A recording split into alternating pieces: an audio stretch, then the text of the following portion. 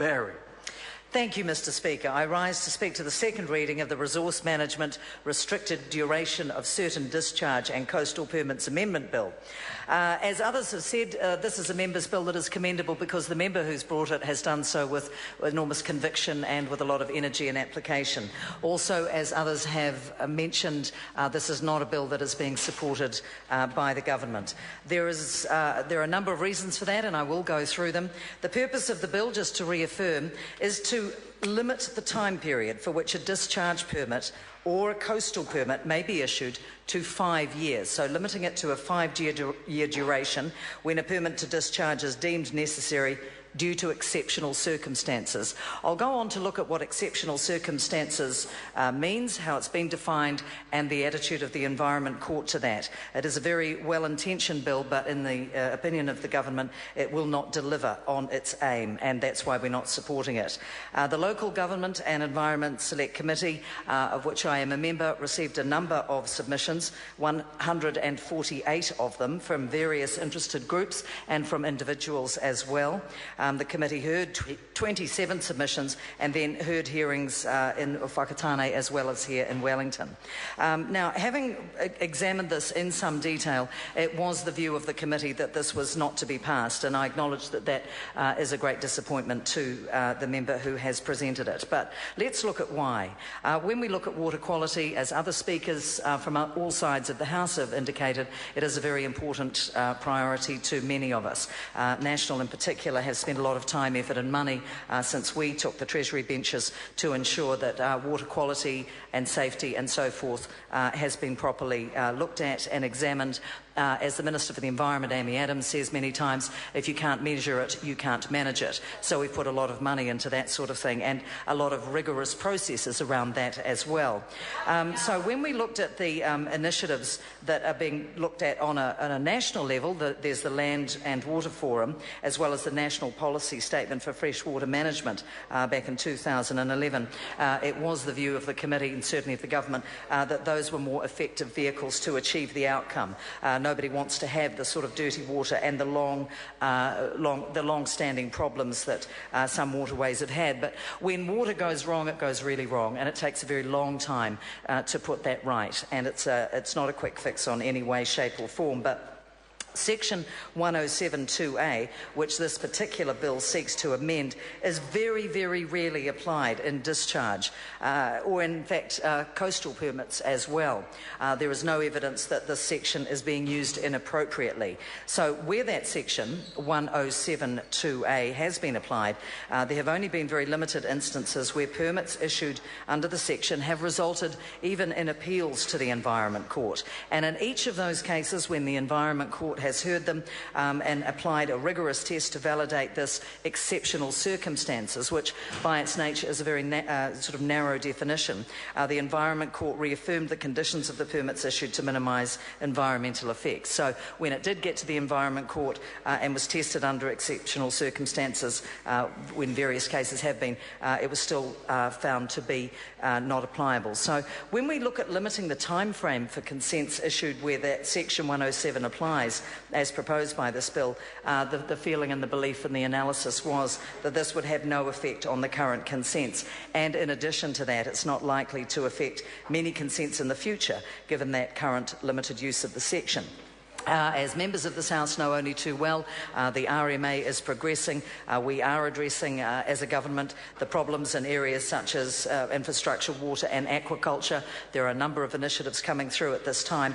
The Land and Water Forum, which frankly, when it was first established under the Honourable Dr Nick Smith, many thought would be a complete and abject failure. How can you possibly get all of the warring factions together in one place and have them agree? These are people who barely spoke to each other. The notion that they could sit together in one room and constructively work a solution out together was considered a fanciful notion. But as it turned out, it has been an outstanding success. And the underlying thing is that the people who are passionate about water and believe in the purity and the sanctity of it and the use of it and its long-term sustainability and all the rest of it, actually believe that more than they believed in their own political silo positions. So they were able to come together very well, and that's why LAWF, as it's known, the Land and Water Forum, had resulted in such outstanding, really some outstanding achievements, including that first national policy statement on fresh water. So the recommendations from LAWF have worked very well to provide a national, scientifically based framework. You always have to come back to the science and things like this. We need to deliver a reform of freshwater management in New Zealand, and yes, science is something that this government believes in very much. So that's why we introduced the first ever national policy statement on freshwater, and we've spent around $101 million on water clean-up. That's just in the first 4 years of the government, compared to, I think, $17 million in Labor's last 4 years. It's a five-fold increase. And as well as that, we've committed an extra $350 million to water cleanups of various iconic New Zealand waterways. And those are progressing very well. You know, when you look at the other areas of New Zealand, others may think it isn't working well, but a lot of this is politically motivated. What we're doing is we're doing actually a very good thing. Getting back to this bill would not solve the problem, either in the local area where it is suggested and mooted for, or it would be in any other way as well. So the Environmental Reporting Bill does represent this government's commitment to a step change in the way that we monitor and report on the conditions of our natural environment, and that is a key manifesto that we fought, the 2011 Environment Manifesto. Point of order, the Honourable Member, Jenny Shage. Talking about the Resource Management Restricted Duration of Certain Discharges and Discharge and Coastal Permits Amendment Bill, not the Environmental Reporting Bill. Well, I think the member makes a very valid point. Can I speak to the point of order, Mr. Speaker? You most certainly are entitled to speak to the point, but you have to call for a point of order. Yes, can I call for a point of order? I say point of order. Point of order. Point of order, Mr. Speaker. Thank you.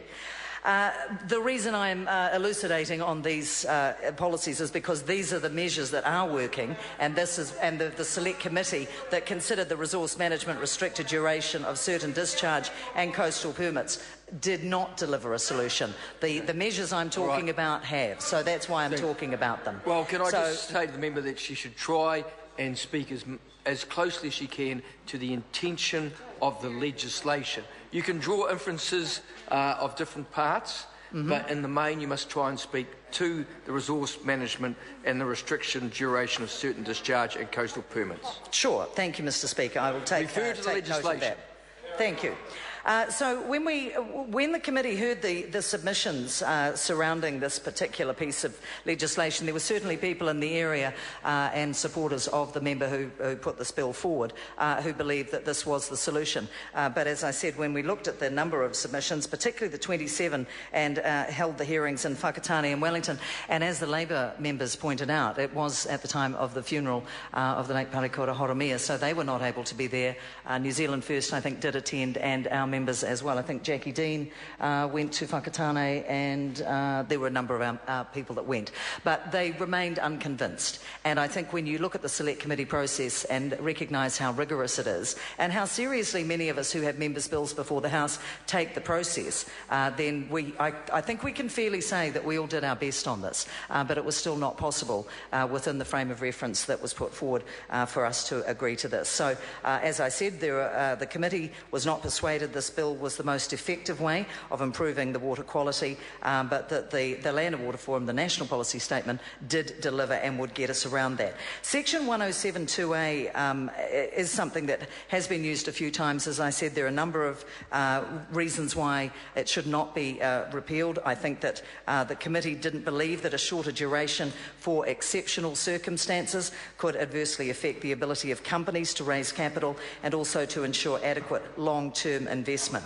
So these are, well, there's a lot of companies involved, and that, well, you were at the Select Committee and recognise and acknowledge, although of course you were the one person within the group. When the member Yes, uses the word you, the member is referring to indeed. I speak. don't mean to drag you into this, Mr. Speaker, but certainly the committee, with one exception, believed that the shorter duration was not actually going to deliver. So when we look at projects that involve regional or nationally significant resources, then it is important that we look at something that will work. And there's never been any evidence that the section that this bill sought to repeal had been used inappropriately. So where it's been applied, there were only very limited instances where permits issued under the section even got to the Environment Court, and as I said, when they got there, they were not passed or upheld. So I think that the findings of the Select Committee, although hurtful to the member who put the bill forward, are nonetheless where democracy sits, and we did not agree with it. I don't, and the government does not support this bill, and neither did the Select Committee. So I cannot therefore commend it to the House. Thank you, Mr. Speaker.